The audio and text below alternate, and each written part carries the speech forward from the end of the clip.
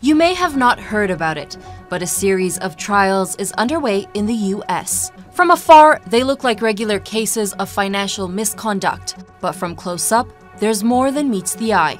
The story involves FETO, Turkish officials and businessmen, and the US government. The US says the cases are about a violation of international sanctions on Iran, and Ankara says it's a conspiracy. Atılan bu adımlar tamamen siyasidir. Bu işlerin arkasından çok pis kokular geliyor. Let's take a look and see exactly what's going on. Turkish-Iranian businessman Rıza Sarraf was arrested during March 2016 in the US. The charge, violating sanctions against Iran. Deputy General Manager Hakan Atilla of Turkey's Halkbank was also arrested. The charge, that he used the US's financial system and currency to trade with Iran. Halkbank is a public institution in Turkey, and Ankara does not recognize the US-led sanctions on Iran. More importantly, Halkbank has maintained that it did not use the US's currency or financial system in any Iranian-bound transactions. Turkey's former economy minister Zafer Çağlayan has also been added to the list of defendants in the same case. But it's not the first time these allegations have been directed towards these individuals.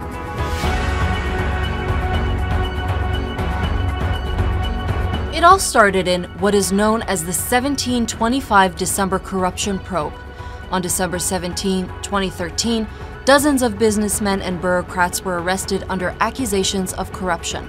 Sarraf and the former CEO of Halkbank, Süleyman Aslan, were among those arrested in the investigation. Çağlayan and another 3 ministers were also cited as suspects in the case. The suspects were released after a few months, as the operation was deemed an attempt by the now terrorist-listed Gülen network to topple the government under the guise of corruption. Evidence of this was highlighted when the coordinator of the graft probe, Zekeriya Öz, then Deputy Chief Prosecutor of Istanbul, fled the country after his ties with the Gülen network, also known as FETO, were revealed. Other prosecutors investigating the case, like Celal Kara and Mehmet Yüzgeç, also fled. Ankara has since issued an arrest warrant to Interpol to detain the suspects. FETO, led by cleric and businessman Fethullah Gülen, who has lived in Pennsylvania since 1999, had allegedly infiltrated government institutions since the 1980s with the aim of unseating democratically elected officials. A matter that was further illustrated in the failed July 15 coup attempt in 2016, which left 249 dead and thousands wounded in its wake.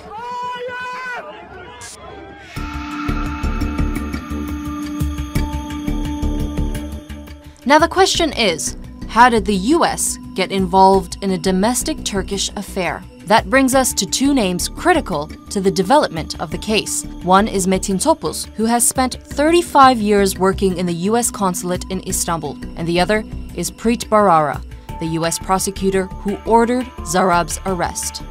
On October 6, 2017, Topuz was arrested in Turkey under charges of having links to FETO. His cell phone logs showed that he was in direct contact with those who conducted the 2013 probe. According to Hürriyet Daily, Topuz had created a WhatsApp group channel named Sarraf after the arrests, where he texted a US diplomat that Iranian will start talking soon. Meanwhile, Bharara tweeted Sarraf will face American justice in Manhattan following his detainment in the US. Bharara, who had gained the reputation of being a crusader prosecutor, was fired by the Trump administration and is now working as a legal consultant for CNN. Ankara has also accused Bharara of having ties and close communication with FETO members. Bharara tamamen FETO'nun kontrolünde, yani Türkiye ile ilgili konularda FETO'nun kontrolünde olan ve FETO'cularla sürekli görüşen, onlarla Türkiye'ye gelen bir savcıdır.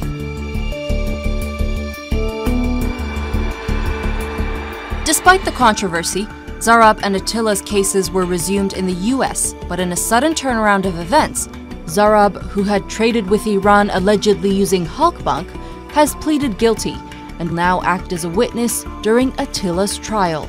Sarraf's phone records and other findings will be presented as evidence, but a majority of this evidence was collected by non-legal means, which has led Turkish courts to discredit the documents in prior cases. Turkey maintains that FETO members unlawfully handed them over to the US after the 2013 probe, and now the jury will have to unanimously decide the fate of Atilla.